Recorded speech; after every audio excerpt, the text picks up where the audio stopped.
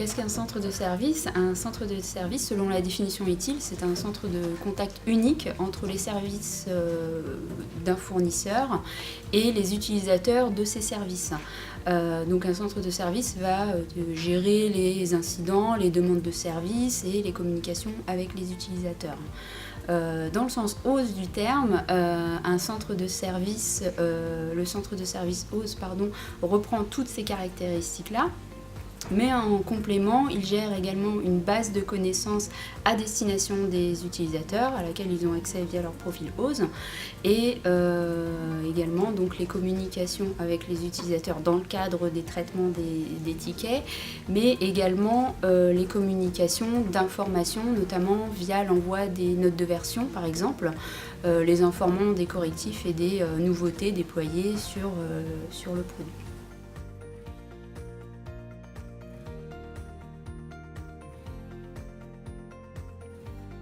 Alors, pourquoi on a décidé de mettre en place ce centre de service? D'abord, pour l'arrivée des demandes. Historiquement, les utilisateurs ils nous contactaient auprès de différentes personnes. Ça pouvait être auprès du support, auprès des chefs de projet, auprès des directeurs parfois, des formateurs, mais aussi par différents moyens. C'est-à-dire que des fois ils nous envoyaient des mails, des fois ils nous appelaient et aussi sur des lignes personnelles, ou parfois ils nous transmettaient des demandes lorsqu'on les rencontrait en formation ou sur le terrain. Donc ça rendait difficile la gestion des demandes, parce qu'une même demande elle nous arrivait parfois plusieurs fois, ou la gestion des priorités, parce que suivant à qui ils avaient fait la demande, ça pouvait nous arriver de façon plus ou moins urgente. Du point de vue des utilisateurs, le traitement des demandes était parfois très long, ils n'avaient parfois pas de réponse du tout, ou parfois des réponses multiples. Et comme le point de contact n'était pas clair, parfois ils cherchaient aussi à le contourner. Donc en clair, les utilisateurs ils perdaient confiance dans leur accompagnement, alors que nous, on essayait de faire du mieux possible pour les accompagner. Deuxième point, dans le traitement des demandes en interne. Comme il n'y avait pas de formalisation, la transmission des demandes entre les différentes équipes, capacité de les traiter, elle n'était pas faite correctement.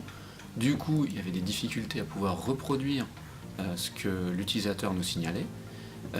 Parfois aussi, on avait un fonctionnement en mode pompier qui était très usant, et aussi des répétitivités dans les incidents qui étaient parfois identiques, puisqu'on les transmettait par différents canaux pour une même chose. Et aussi du coup un travail haché avec des interruptions permanentes. Donc en clair, un manque d'efficacité dans le traitement des demandes, des pertes d'énergie pour les équipes qui essayaient d'accompagner le mieux possible les utilisateurs, mais donc finalement l'implication n'était pas reconnue à sa juste valeur. Donc l'objectif de la mise en place du centre de service, c'est d'avoir un point d'entrée et de réponse unique pour les utilisateurs, et c'est aussi, selon le type de demande, d'avoir un circuit précis pour traiter les demandes.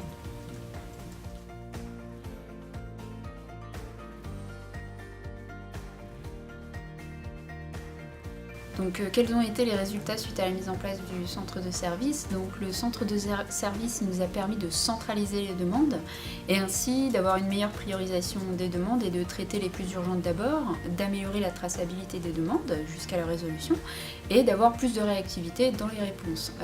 Tous ces résultats ont été obtenus par une réorganisation des services et la mise en place de processus, notamment via une harmonisation du vocabulaire en interne et avec nos clients, vocabulaire basé sur le référentiel utile, et une escalade des demandes aux bonnes équipes afin d'éviter le va-et-vient des demandes.